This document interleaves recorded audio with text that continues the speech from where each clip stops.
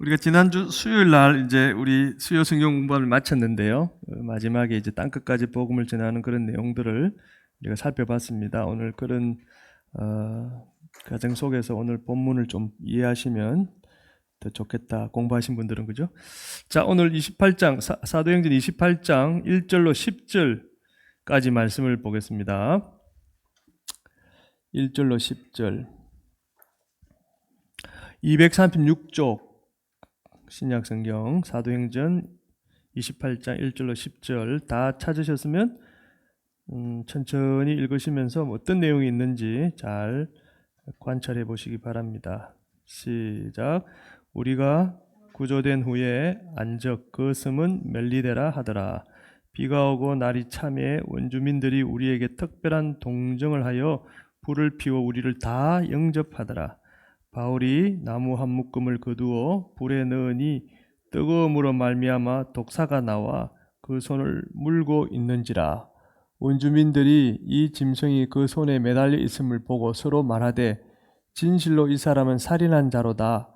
바다에서는 구조를 받았으나 공의가 그를 살지 못하게 함이로다 하더니 바울이 그 짐승을 불에 떨어버림에 조금도 상함이 없더라. 그들은 그가 붙든지 혹은 갑자기 쓰러져 죽을 줄로 기다렸다가 오래 기다려도 그에게 아무 이상이 없음을 보고 돌이켜 생각하여 말하되 그를 신이라 하더라. 이 섬에서 가장 높은 사람 보블리오라 하는 이가 그 근처에 토지가 있는지라. 그가 우리를 영접하여 사흘이나 친절히 머물게 하더니 보블리오의 부친이 열병과 이질에 걸려 누워 있거늘 바울이 들어가서 기도하고 그에게 안수하여 낫게 하며 이러므로 섬 가운데 다른 병든 사람들이 와서 고침을 받고 후한예로 우리를 대접하고 떠날 때에 우리 쓸 것을 배에 실었더라. 아멘. 오늘은 뭐 읽으면서 쭉 이해가 되는 내용입니다. 특별히 어려운 단어나 뭐 어떤 문장은 없는 것 같습니다. 배경도. 자, 오늘 본문을 가지고 복된 눈이라는 제목으로 말씀을 전하겠습니다. 세상에는 눈에 보이는 것도 참 많죠. 우리 보고 있지 않습니까? 그런데 그것보다는 눈에 안 보이게 숨어 있는 것들이 더 많습니다. 그리고 그것들은 어떤 면에서는 더 중요한 것들입니다. 그래서 우리가 행복하게 살려면 우리 눈에 보이는 것만 자꾸 보면 안 돼요. 그러다면 상황이 나쁘면 슬퍼지고 기분도 우울해지지 않습니까? 그래서 숨어 있는 중요한 것들을 정확히 보는 지혜로운 눈, 다시 말해서 복된 눈이 있어야 됩니다. 그래야만이 우리가 행복하게 살 수 있어요. 자, 우리에게 이런 지혜로운 눈, 복된 눈이 있을까? 나에게 그런 눈이 있을까? 궁금하죠? 오늘 그것을 한번 살펴보도록 하겠습니다. 지금부터 한번 살펴봅시다. 오늘 본문 앞에 이런 내용이 있습니다. 사도행전 20장 22절 시작. 보라, 이제 나는 성령에 매여 예루살렘으로 가는데 거기서 무슨 일을 당할는지 알지 못하노라. 이 나는 누구죠? 바울입니다. 바울은 AD 56년, 7년쯤에 세 번째 선교 여행을 마치게 됩니다. AD 56년, 57년경에 세 번의 선교를 마치고 이제 돌아가게 되는데 어디로 돌아가느냐 하면 예루살렘으로 가라는 성령의 음성을 듣고 예루살렘으로 갑니다. 첫 번째, 두 번째는 안디옥에서 출발해서 안디옥으로 돌아가죠. 자기가 파송한 교회를 떠나서 다시 그 교회로 돌아갑니다. 그런데 세 번째 선교 여행은 안디옥을 출발해서 안디옥으로 가지 않고 성령의 음성을 듣고 예루살렘으로 갑니다. 당시에 예루살렘 교회는 흉년이 들어서 큰 어려움을 겪고 있었습니다. 그래서 바울은 선교 여행할 때 그 소식을 듣고 선교지 교회들로부터 헌금을 모읍니다. 예루살렘 교회를 돕기 위해. 그래서 그 헌금도 전달할 그런 계획을 가지고 있었습니다. 그래서 이래나 저래나 그는 예루살렘으로 갈 수밖에 없었습니다. 왜? 성령이 가라 그러고 또 이 헌금을 가지고 있었기 때문에 그것을 전달해 줘야 되기 때문에 이런저런 이유로 예루살렘을 가야 했습니다. 그런데 바울을 아는 사람들, 예수님의 제자들이 있겠죠. 예수님을 믿는 사람들이 바울을 걷고 말립니다. 하는 말이 예루살렘에 가면 죽습니다. 성령의 음성은 똑같이 들어요. 근데 이제 이 사람들은 가면 죽는 거 뻔히 아니까. 그러니까 이제 가지 말라고 말리죠.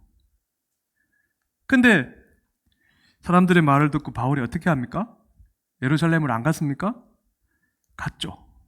근데 아니나 다를까 가니까 예루살렘에서 동족 유대인들에게 누명을 뒤집어쓰고 재판을 받게 됩니다. 이게 어떤 누명이냐면 두 가지 제목이죠. 이방인을 데리고 성전에 들어가서 성전을 더럽혔다. 성전 모독죄. 그리고 그가 전하는 것이 율법과 계치되는 예수님을 믿어야 구원을 받는다고 이야기하니까 신성 모독죄를 걸어서 그를 재판을 받게 만듭니다. 바울은 이 재판 과정 속에서 죽을 만큼 매를 맞고 결과적으로 어떻게 되냐면은 예루살렘에서 조금 떨어진 가이사라라는 곳으로 이송이 되어서 그곳에 감옥에 2년이나 갇혀 있어야 됩니다. 왜 가이사라로 갔냐면은 거기에 총독이 살고 있거든요. 총독의 재판을 받아야 되니까 예루살렘에서 그를 가이사라로 이송한 것이고 거기서 2년 동안 감옥에 갇혀있게 되는 것입니다. 자, 여기까지만 보면 첫 번째, 우리가 바울이라면, 저와 여러분이 바울이라면 감옥에서 어떤 생각을 했을 것 같습니까? 감옥에서. 여러분이 바울이라고 생각하면 감옥에서 지금 어떤 상황입니까? 실컷 세 번에 걸쳐서 예수 구원, 예수 복음을 전하고 지금 돌아왔지 않습니까? 그런데 그에게 주어진 것은 그 어떤 칭찬이나 격려도 아니고 감옥행이란 말이죠. 그러면 여러분이 그 바울이라면 어떤 생각이 들겠냐는 것입니다. 뭐 다 그렇지는 않겠지만 보통 이런 생각을 가지겠죠. 내가 사람들의 말을 안 듣고 그냥 우겨서 예루살렘에 와서 이런 고난을 당하는 거구나.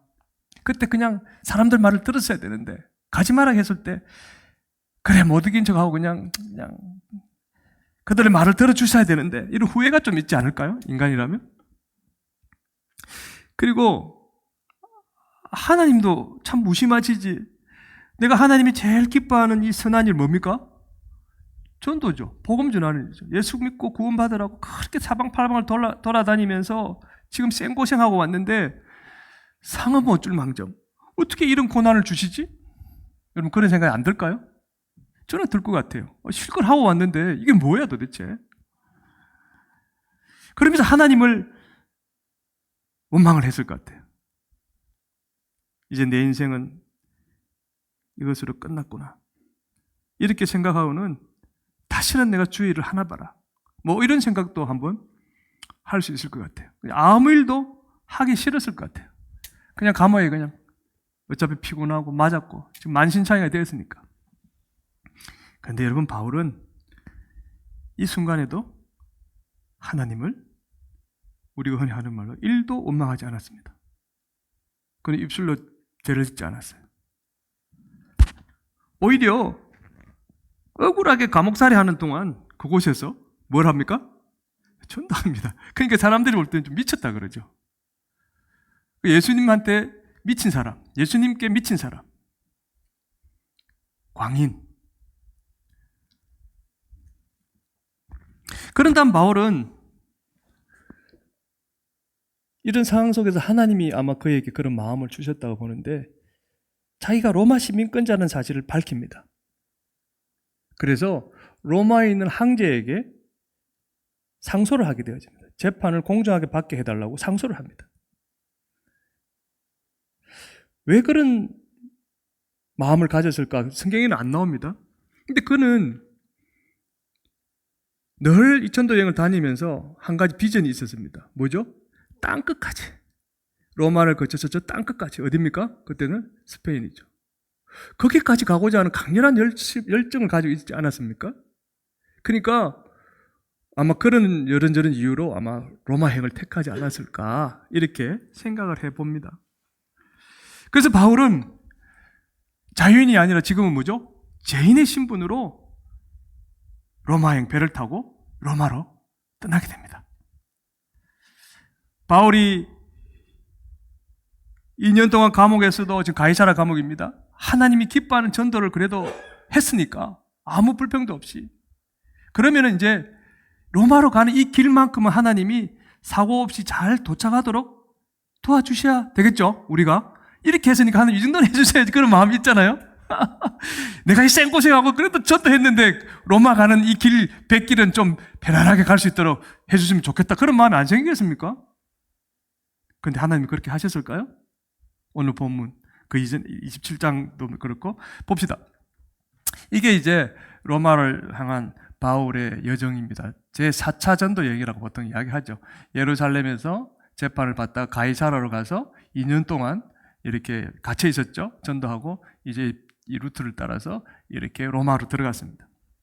이때가 한 AD 59년 정도, 한 아까 3차 전도 여행 마칠 때가 56년 7년이라고 그랬죠. 예루살렘에 갔다가 가이사라에 2년 있었으니까 한 59년 정도 이때입니다. 자, 이때는 여러분 AD 59년이면 요즘처럼 뭐 엔진으로 가는 배가 있었습니까? 없었잖아요. 그럼 어떤 배가 있습니까? 도철 타고 가는 배죠. 그러니까 이 말은 가는 길도 힘들었다는 거예요. 일단은 빨리 가야 고생도 조금 할 텐데 이게 뭐 어느 세월에 갑니까? 그 배 타고. 그리고 바울을 태운 이 배는 이렇게 들렀던 이유가 뭡니까? 이렇게 괜히 들른 거예요? 관광하러? 아니죠. 이 배가 상선이면 물건을 싣고 내려야 될 것이고, 여객선이라면 사람을 싣고 내려야 될 것이고, 또 배에서 사람들이 먹을 식량과 물도 실어야 되잖아요. 계속 공급받아야 되잖아요. 그게 건너가는 거예요. 그리고 또 한 가지 어려움은 뭐냐면, 오늘날의 위성이 있어서 태풍을 정확하게 예보를 할 수 있죠. 예측을 할 수 있죠. 그래서 그때는 피해가면 됩니다. 근데 이때는 그런 것도 없잖아요. 그 감으로 이맘때쯤이면 태풍이 있을 것 같은데 에이 모르겠다 가보자, 뭐 이런 식 아닙니까? 그래서 이 미항이라는 곳에서 이제 정박했다가 떠나려고 할 때 이 딱 바울이 보니까 이때는 태풍이 바다에 휘몰아칠 가능성이 아주 컸던 거예요. 그러니까 바울은 그 배 사람들에게 태풍이 지나가고 난 뒤에 로마로 떠나면 좋을 것 같은데 이렇게 제안을 합니다. 사람들에게. 그럼 사람들이 그 바울의 말을 들어줬을까요? 네가 뭘 안다고? 우리는 배 사람인데, 그죠? 옛날에 베드로가 예수님이 던지려 할 때 자기 상식하고는 안 맞지만 그래도 순종해서, 이 말 기억나시죠? 그 배 사람들은 이 항해에 잔뼈가 굵은 사람 아닙니까? 그러니까 쓸데없는 소리 하지 마. 이렇게 이런 자에 거절했겠죠. 바울의 말을 무시하고 로마로 떠났습니다. 그 결과가 어떻게 됩니까? 바울을 태운 배는 자그마치 2주 14일 동안 유라굴로라는 태풍에 시달려서 마침내 파선, 산산조각이 나고 맙니다. 많이 부서졌다는 거겠죠. 그런데 다행히 배에 타고 있던 바울을 포함한 276명, 한 명도 안 죽고 멜리데라는 작은 섬에 도착하게 됩니다. 그게 오늘 본문이죠. 1, 2절 시작. 그 섬은 멜리데라 하더라. 비가 오고 날이 참해. 여러분, 바울이 멜리데에 도착했을 때 날씨가 좋았나요? 지금 14일 동안 굶어서 배도 고프고 완전 기진맥진한데 날씨라도 따뜻하면 좀 몸을 녹일 텐데, 뭐죠? 비가 오고 비가 추적추적 내리고 추웠습니다. 자, 여기 멜리데는 몰타라고 되어 있죠. 오늘날 그 아주 유명한 관광지, 휴양지입니다. 몰타. 자, 어쨌든 276명이 14일 동안 쫄쫄 굶고 겨우 살아났는데 날씨까지 안 도와주는 그런 상황입니다. 그리고 멜리데라는 곳은 어떤 곳인가? 뭐 그들을 도와줄 사람이 많은 그런 항구, 그런 도시가 아닙니다. 그저 그들 섬이에요. 원주민들, 소수의 원주민들이 사는 작은 섬이었습니다. 자, 여기까지. 자, 우리가 바울이라면 어떤 생각이 들겠습니까? 여기 상황에서. 아까 갔다 왔는데 감옥에 갇혔을 때 우리가 어떤 생각을 가질 것이냐 하면서 봤죠? 바울은 1도 원망하지 않았습니다. 자, 이 상황에 아니 그래 고생하고 배를 타고 가면 좀 잘 갈 수 있도록 해주셔야 되는데 막 강풍을 만나게 만들고 그렇게 어떻게 뭐 목숨은 건졌지만 그 섬에 도착해 보니까 비가 오고 날이 춥고 당장 먹을 건 없고 여러분 같으면 어떨 것 같아요? 또 입이 쭉 튀어나오겠죠?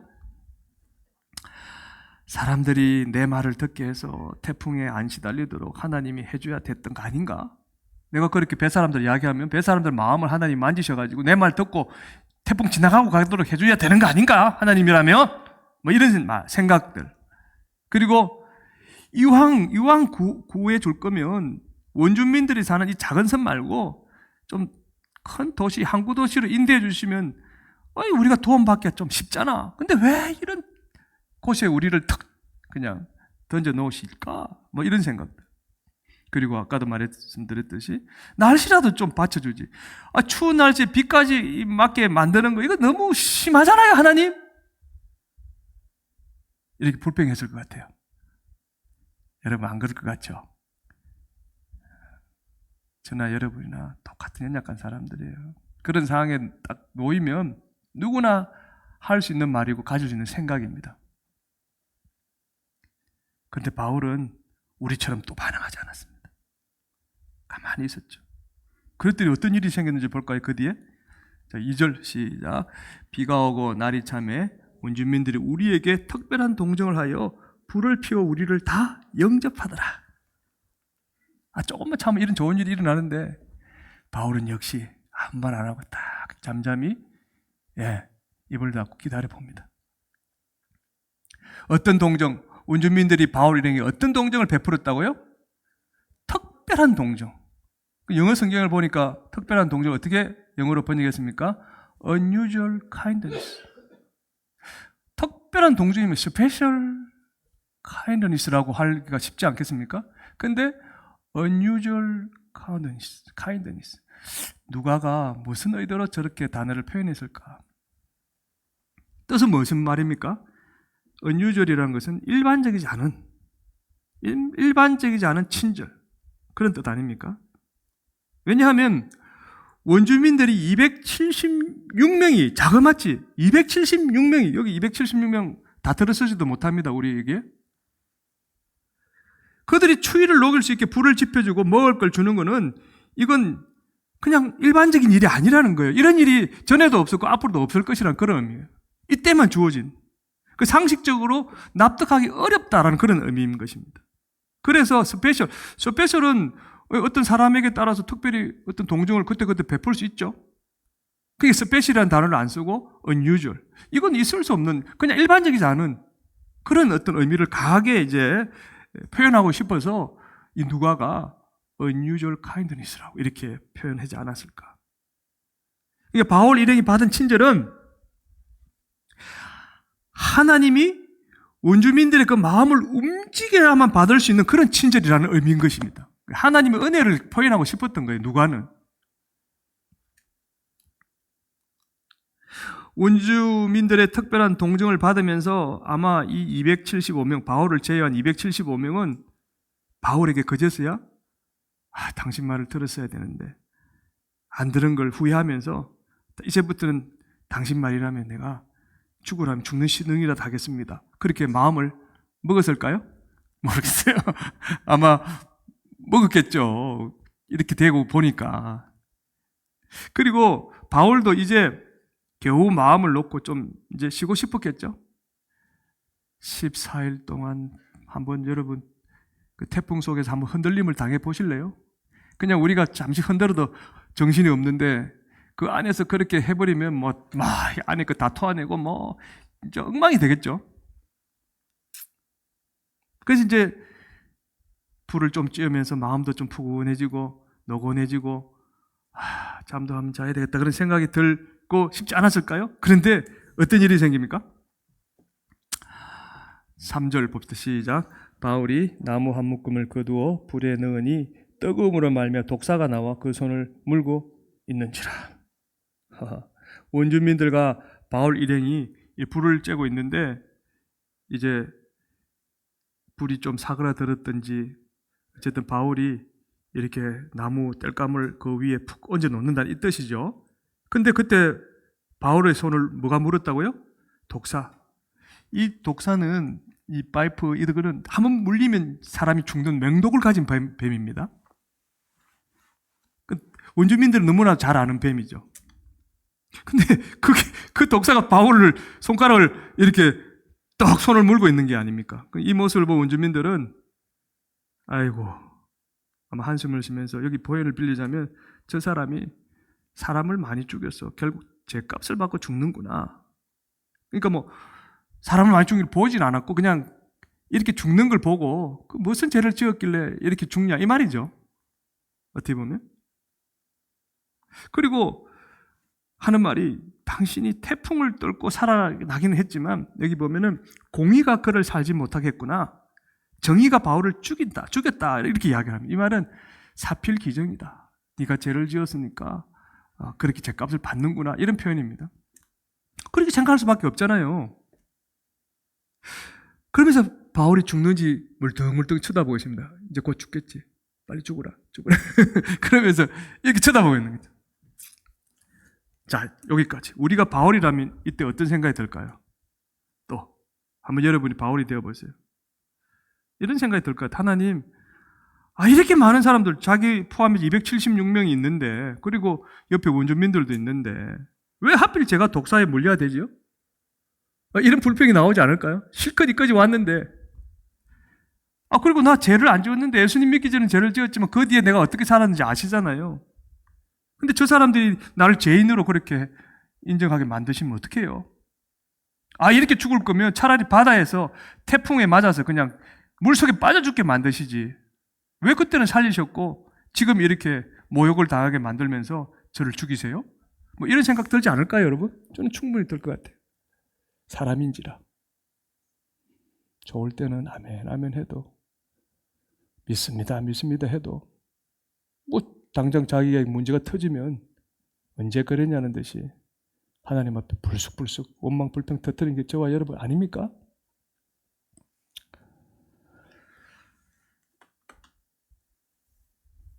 아마 울부짖으면서 화를 냈을 것 같아요. 만약 제가 그렇다면. 정말 미치겠습니다. 이제 3번입니다, 지금, 그죠? 바울도 이제는 한계에 도달해서 아마 우리처럼 반응을 했을 것 같습니다. 뭐, 바울이나 우리나 똑같은 사람인데. 근데 아닙니다. 바울은 아무 말도 안 하고 이 상황에서도 그냥 손을 툭 털어버립니다. 물리면 막 야단법석, 아이고, 그만큼 죽었다 하고 막 야단법석을 떨 텐데 아주 태연하게 툭. 그리고 뱀이 불에 떨어졌다. 불에 떨어져서 타 죽었겠죠. 근데 바울이 그 뒤에 죽었습니까? 안 죽었습니다. 바울의 손이 독사의 독 때문에 퉁퉁 부어올랐습니까? 안 부었습니다. 바울은 독사에게 물렸어도 아무 이상이 없었습니다. 그러니까 그걸 보고 원주민들이 6절에 시작. 그들은 오래 기다려도 그에게 아무 이상이 없음을 보고 돌이켜 생각하여 말하되 그를 신이라더라. 이 말은 뭐면 도저히 인간이고서는 그럴 수 없다. 저 신이다. 그들은 누굽니까? 원주민이고 또 옆에 같이 배 타고 어떤 사람들도 그렇겠죠. 바울이 멀쩡하게 살아있는 모습을 보고 원주민들이 바울을 지금 신이라 부르는 거예요. 바울이 신입니까, 여러분? 아니죠. 바울은 우리가 똑같은 성정, 몸과 마음을 가진 인간일 뿐입니다. 그런데 마치 바울은 엄청난 고난과 억울한 일을 많이 당했는데도 뭐처럼? 신처럼 하나님을 원망 한번 안 했다. 와, 대단하지 않습니까, 여러분? 참, 바울이 괜히 바울이 아니에요. 바울은 태풍 속에서도 그리고 뱀에 물렸어도 2번이나 죽을 뻔했지만 그 순간 조금의 절망도 하지 않았습니다. 나중에 그가 로마 감옥에서 쓴 서신서, 옥중에 썼다 해서 옥중 서신이라고 그러죠. 에베소서, 빌립보서, 골로새서, 빌레몬서.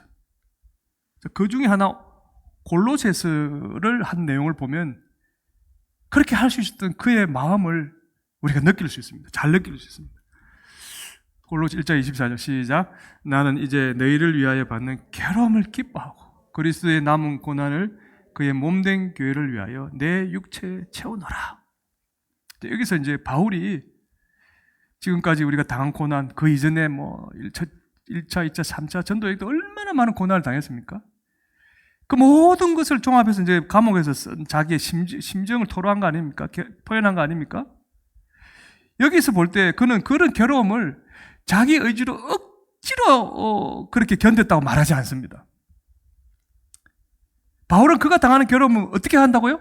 오히려 기뻐한다. 여기서 보면 이제 막 고난을 당하더니 또 났나 이렇게 생각할 수 있죠. 그게 아니에요. 여러분, 그 중에 옥중서신 하나의 또 빌립보서에 보면은 거기도 기뻐하라, 기뻐하라. 그건 감옥에 있습니다. 내가 기뻐하니 너희도 기뻐하라, 기뻐하라. 계속 기뻐하라고 그렇게 거듭거듭 반복해서 강조하고 있는 거 우리 알지 않습니까? 그리고 뭐라 합니까? 바울은 이제 나는 데스가 아니고 예수님의 남은 고난을 내가 또 담당하겠다. 이게 뭔 말입니까? 예수님 남은 고난은 복음 전하는 거예요. 쉽게 말하면 나는 끝까지 복음을 전하겠다. 몸된 교회를 위하여, 이 교회는 물리적 교회이기도 하지만 성도들을 위하여 내가 복음을 전하는 이 고난은 내가 기꺼이 감당하겠다. 내 육체에 채운다는 건 내가 기꺼이 감당하겠다, 그 말이죠. 바울이 고난에 반응하는 모습을 보면 우리 영어 하시는 분들, 오 마이 갓, 어이구 어떻게 저럴 수가 있냐 사람이 라고 아마 입에서 저절로 그 소리가 터져 나올 거예요. 우리는 알기 때문에 그러지만 원주민들 말했던 것처럼 좀 신이다라고 감히 우리도 그렇게 이야기할 수 있지 않을까? 왜? 우리하고 너무 다르니까. 자, 그러면 여러분 여기서 이런 질문. 바울은 우리와 똑같은 인간인데 왜 고난을 기뻐했을까? 바울은 왜 우리와 똑같은 인간인데도 죽음을 무릅쓰고 하나님이 기뻐하는 일을 저렇게 계속 하려고 할까? 아이고 제발 감옥에서 좀 좀 풀려나게 도와달라고 사람들에게 이렇게 해서 좀 빨리 나를 끄집어 달라고 하는 게 아니라 남은 고난을 내가 교회를 위해 성도들 위해 끝까지 내가 감당하겠다. 왜 이랬을까요, 여러분? 왜? 바울하고 우리가 다른 게 뭐가 있습니까? 그걸 이야기하고 싶은 거예요. 예, 처음에 이야기했듯이 바울에게는 눈에 안 보이게 숨어있는 중요한 것들을 정확히 보는 지혜로 얻는 복된 눈이 그에게 있었기 때문입니다. 그러니까 보이는 것이 다가 아니라는 것을, 보이지 않는 것에 대한 믿음을 가지고 있었다는 것입니다. 볼까요? 그가 평상시에 어떻게 살았는지, 어떤 마음을 갖고 주의를 했는지, 고린도 교회에 보낸 서신, 두 번째 서신 고린도후서 4장 18절 시작. 우리가 주목하는 것은 보이는 것이 아니요 보이지 않는 것이니 보이는 것은 잠깐이요 보이지 않는 것은 영원함이라. 이 고백 보세요. 바울이 주목하는 것이 보이는 것입니까? 보이지 않는 것입니까? 보이지 않는 것을 주목한다. 자기는 그것에 더 관심을 갖고 있다는 거죠. 보이지 않는 것이 뭘까요, 여러분? 여기 보면 보이지 않는 것은 영원한 것이다 그랬죠. 그럼 영원한 것은 뭡니까? 여러 가지가 있겠지만 그의 마음속에 그 영원한 것 한 가지는 뭡니까? 예, 예수님 믿고 들어가게 될 어디? 천국이죠. 우리가 영원히 예수님과 함께 살게 될 그 천국. 지금 내 눈에는 안 보이지만 그것이 있다는 걸 확신하고 그것을 향하여 그는 그의 삶을 정조전했던 것이에요. 그러니까 지금 눈에 보이는 이런 어떤 환경과 사람들 때문에 당하는 그런 고난은 아무것도 아니다. 바울은 힘든 인생을 영원한 천국에 들어간 잠깐의 한 과정으로 본 겁니다. 한 순간 그가 당하는 고난을 하나님이 당신의 뜻을 이루기 위하여 나에게 주시는, 잠깐 주시는 그 괴로움, 그것을 짧은 순간으로 여긴 거예요. 물론 나중에도 이야기합니다마는 그 순간 그건 길죠. 1분이 1년 같고 빨리 지나갔으면 좋겠지만 그러나 영혼의 세계를 보면은 이것은 아무것도 아닌 거거든요, 실은. 그걸 보는 눈이 있었다는 것입니다. 바울은 결론적으로 하나님이 때를 따라 주는 괴로움을 당할 때 하나님이 그냥 자신을 내버려 주지 아니하고 그것을 이길 수 있는 특별한 은혜도 함께 베풀어 주신다. 그 진리를 믿음의 눈으로 보았던 것입니다. 그래서 바울은 인간이지만 마치 예수님을 닮은 신처럼 반응할 수 있었던 것입니다. 그러니까 원주민들이나 주변 사람들이 신이라고 하는 게 바로 당연한 거예요. 어떤 면에서는. 저런 삶을 살기 때문에. 여러분, 바울이 믿었던 것처럼 잠깐 하나님이 주시는 고난을 당할 때 저와 여러분 정말로 하나님께 특별한 은혜도 우리가 받고 있을까요? 여러분 어떻게 생각하세요? 그 눈에 안 보이는 거니까. 바울의 삶을 통해서 확인해 봅시다. 그가 고난을 당할 때도 그는 그것을 하나님의 특별한 은혜로 이겨낼 수 있다는 것을 고백했단 말이에요. 그걸 믿음의 눈으로 보았다는 거예요. 볼까요? 가이사랴 감옥에 갇혀 있을 때 사도행전 24장 23 시작. 백부장에게 명하여 바울을 지키되 자유를 주고 그의 친구들이 그를 돌봐주는 것을 금하지 말라 하니라. 바울이 예루살렘에 가서 억울한 누명을 뒤집어 쓰고 2년 동안 가이사랴 감옥에 갇혀 있을 때 여러분 보세요. 죽을 고생을 했나요? 감옥에는 들어갔지만 총독 벨릭스가 이때 총독이 벨릭스입니다. 백부장에게 바울에게 뭘 주라고 명령했습니까? 자유. 여러분 감옥하고 자유는 어울리지 않는 단어예요. 감옥은 자유가 없는 곳이에요. 근데 자유를 줬다. 또 뭐라고 명령했습니까? 바울의 친구들이 감옥을 왔다 갔다 하면서 바울을 돌봐줄 수 있도록 특별한 배려를 해주라고 명령을 합니다. 하나님은 아이러니하게도 바울이 가이사랴 감옥에서 자유롭게 살 수 있도록 특별한 은혜를 베풀어줘. 이게 그냥 벨릭스가 사람이 좋아서 그렇게 해준 게 아닙니다. 하나님이 그 벨릭스의 마음을 움직이셔서 바울에게 지금 특별한 은혜를 베풀어주고 있는데 다른 사람들은 그걸 모르지만 바울은 그걸 봤다는 거예요. 이게 바울이 눈에 안 보이는 것을 볼 수 있는 복된 눈을 가진 증거죠.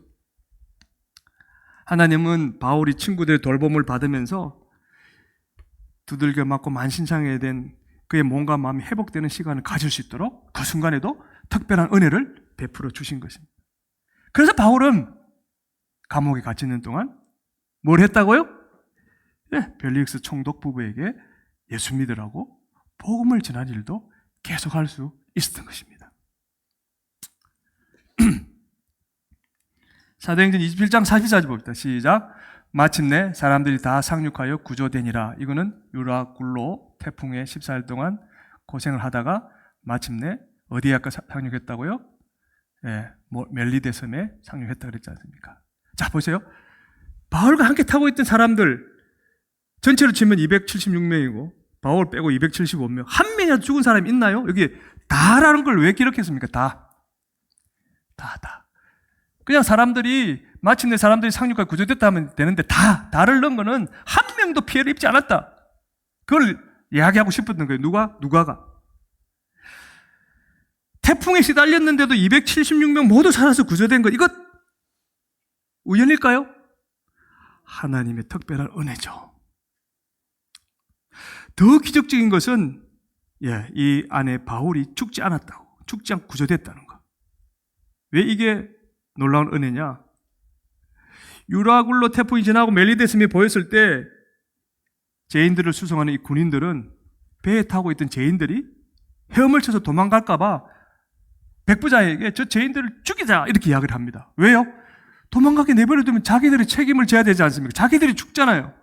그러니까 차라리 죽이는 게 자기들이 책임을 면할 수 있는 거예요. 특별한 상황이니까.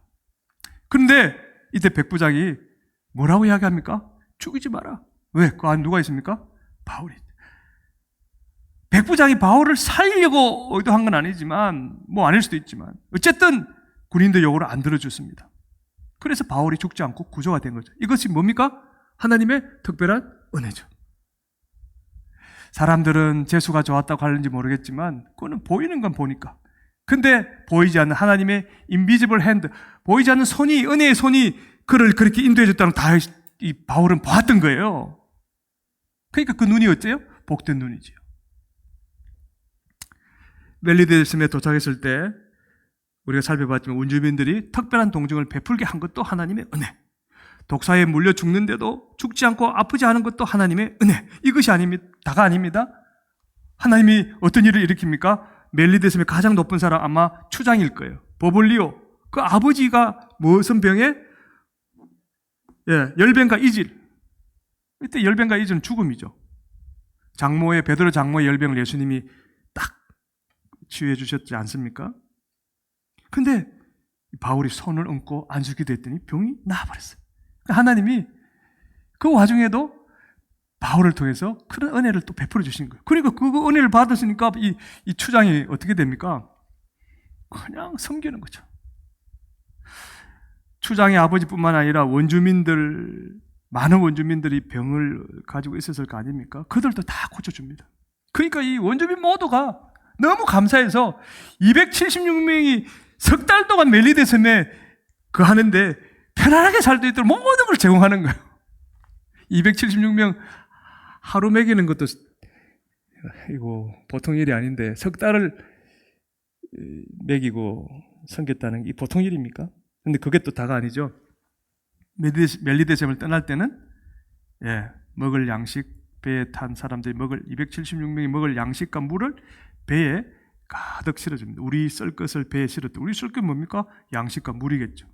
자, 이 모든 것이 뭡니까? 하나님의 특별한 은혜였죠. 근데 믿음의 사람은 똑같은 표현을 고백합니다. 베드로도 이와 유사한 표현을 합니다. 베드로전서 5장 10절 볼까요? 시작. 모든 은혜의 하나님 곧 그리스도 안에서 너희를 부르사 자기의 영원한 영광에 들어가게 하시니가 잠깐 고난을 당한 너희를 친히 온전하게 하시며 굳건하게 하시며 강하게 하시며 틀을 견고하게 하시리라. 이게 한 성령이 있는 사람은 같은 생각을 같은 마음을 가질 수밖에 없고 같은 신앙 고백을 할 수밖에 없는 거죠. 이게 뭐 바울과 베드로가 입을 맞추고 이렇게 적자고 이렇게 생각해서 적은 거 아니잖아요. 그죠? 하나님이 잠깐 고난을 당한 우리를 온전하게 하시고 굳건하시고 틀을 견고하게 해주신다. 이 말씀에 여러분 아멘 하십니까? 아멘. 하나님은 우리에게 잠깐 고난을 주시고요. 하지만 그대로 내버려 두지 아니하시고 그 고난 중에도 그리고 고난 당한 다음에도 특별한 은혜를 베풀어 주시는 신실하신 하나님이십니다. 할렐루야. 아멘. 그래서 바울이 이런 고백을 했죠. 고린도서 4장 17절 시작. 우리가 잠시 받는 환난에 경한 것이 지극히 크고 영원한 영광에 중한 것을 우리에게 이루게 함이니. 아까 말씀드렸죠. 환난 당할 때는 그게 뭐가 값겠겠습니까? 너무 무거워서 죽을 지경인데. 그러나 영광의 이 중요한 것과 비교해 보니까 이 영원한 영광 구원 천국 아닙니까? 그것과 비교해 보니까 그거는 가벼운 것이다. 이게 오히려 더 값어치 있는 중요한 것이다. 이렇게 이야기하고 있는 거 아닙니까? 여러분, 저나 여러분의 인생을 한번 되돌아보시고요. 지금까지 살면서 하루도 안 빼고 고난만 당하다가 그렇게 지금까지 왔습니까? 또 그런 사람 주변에 있던가요? 없습니다. 큰 고난을 당해도요.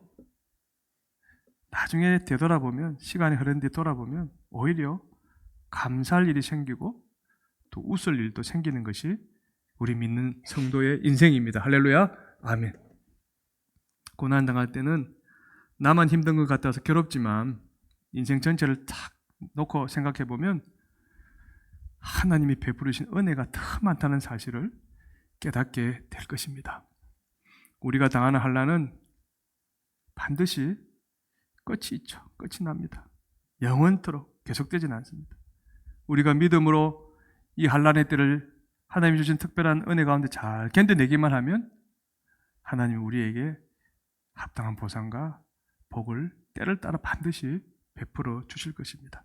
우리가 천국에서 받을 영원한 영광은 세상이 멸망해도 어제 또 토요일 성경 공부할 때 세상에 재림의 때 일들이 일어났다고 살펴봤지 않습니까? 하늘이 태양이 어두워지고 막 달이 그냥 별이 떨어지고 난리가 난다고 그랬지 않습니까? 그렇게 해도 우리가 받을 그 영광은 결코 끊어지지 않는다는 것입니다. 이 사실 믿습니까? 아멘. 아멘한 분들은 저는 목사로서 이렇게 말씀드릴 수 있을 것 같습니다. 숨어있는 중요한 것들을 보는 복된 눈, 지혜로운 눈을 가진 분들이다. 아멘. 이제는 보는 거 이게 다가 아닙니다. 예. 확 열어서 안 보이는 것까지 볼 수 있는 그런 분이다. 그래서 이런 분들은 지금 잘 나갈 수도 있지만 또 고난을 당할 수도 있고 고난 당한 중에도 있을 수 있지 않습니까? 그래도 나는 행복한 사람이라고 느끼면서 고백하면서 그 고난을 충분히 이길 수 있는 분들입니다. 아멘. 아멘. 고난이 겹쳐 생겨도 하나님이 베풀어 줄 특별한 은혜를 기대하며 사모하며 희망의 끈을 꽉 붙잡는 분들입니다. 아멘. 아멘. 반대로 하나님이 기뻐하는 착한 일을 했는데도 고난을 당하면 왜 내가 이런 고난을 받아야 되지 생각하면서 하나님께 원망이 나오는 분 계십니까? 문제들이 마구 터지면 이제 내 인생 끝나서라고 절망하시는 분이 계십니까? 가족과 주변 사람들이 내 말을 안 들어서 어려움을 당할 때 문제에만 주목하면서 하나님이 해도 너무한다고 슬퍼하시는 분이 계십니까? 겨우 숨 쉴 정도로 형편이 나아지는데 또 문제가 터지면 독사가 물린 그 이야기입니다. 또 문제가 터지면 하나님이 나를 비참하게 만드시는구나 이렇게 불평이 툭 나오는 분이 계십니까? 억울하게 고통당할 때 왜 나한테 이런 일이 생기냐고요. 다른 사람이 뱀에 물리도 되는데 왜 내가 물리냐고 괴로워하면서 하나님의 사랑을 의심하는 분들 계십니까? 고난당할 때 만약에 제가 말씀 이런 반응들이 나온다면 그런 분들은 미안합니다. 인생을 길게 못 보고 순간에 보이는 것에만 주목하는 영적으로 둔감한 사람일 것입니다. 시간이 지나면 알게 될 하나님의 사랑을 의심해서 특별한 은혜도 또 궁극적 천국도 놓칠 가능성이 큰 사람들이 될 수 있을 것이에요. 사도 바울은 로마서에서 이런 말을 합니다. 시작. 생각하건대 현재의 고난은 장차 우리에게 나타날 영광과 비교할 수 없도다. 하나님이 주시기로 결정한 고난이면 피할 수 없다는 사실을 우리 인정합시다. 잠깐 지나가는 고난에 집중하지 말고 고난 뒤에 받게 될 특별한 은혜, 또 고난 중에 받게 될 그 은혜에 집중하면서 살아봅시다. 잠깐 살다가 떠나야 하는 세상에 주목하지 말고 영원히 예수님과 함께 살 천국을 주목하면서 하나님이 기뻐하시는 일이 뭘까? 그 일들을 계속해 보는 것이 어떨까요? 그러면 하나님이 우리가 복된 눈을 가졌다고 기뻐하시면서 우리 인생을 정말로 복되게 만들어 주실 것입니다. 사랑하는 성도 여러분, 성경에 아무리 100% 사실이 기록되어 있어도 그 내용을 안 믿으면 우리 삶에 아무 능력도 안 나타납니다. 천국이 있다고 기록된 성경을 믿어야 고난 중에도 기뻐할 수 있는 것입니다. 숨어있는 이 천국을 보는 눈이 있어야 하나님께 특별한 은혜를 받으면서 살다가 천국에서 예수님과 영원토록 함께 살게 되는 것입니다. 자, 그러니까 여러분, 힘든 상황을 바꾸려고 발버둥 치지 마시고, 그렇다고 아무 일도 하지 말라는 게 아닙니다. 그게 목숨 걸지 마시고 잠깐 당하는 고난에만 주목하는 그 우리의 이 잘못된 눈을 이제 바꿔야 됩니다. 잠깐 살다 떠나야 하는 이 세상을 영원한 것처럼 착각하는 우리의 그 잘못된 눈을 이제 시각을 바꿔야 됩니다. 하나님이 이해가 안 돼도 원망하기보다는 믿음으로 견뎌낼 수 있어야 됩니다. 그러면 한 번도 우리를 실망시키지 적 없으신 그 하나님이 우리 인생을 복되게 바꿔주시고 영원한 천국으로 인도해 주실 줄로 믿습니다. 아멘. 옆 사람이 이렇게 말씀하세요. 인생은 순간이 아니라 영원입니다. 시작. 인생은 순간이 아니라 영원입니다. 영원한 천국을 바라보는 복된 눈을 가집시다. 시작. 영원한 천국을 바라보는 복된 눈을 가집시다.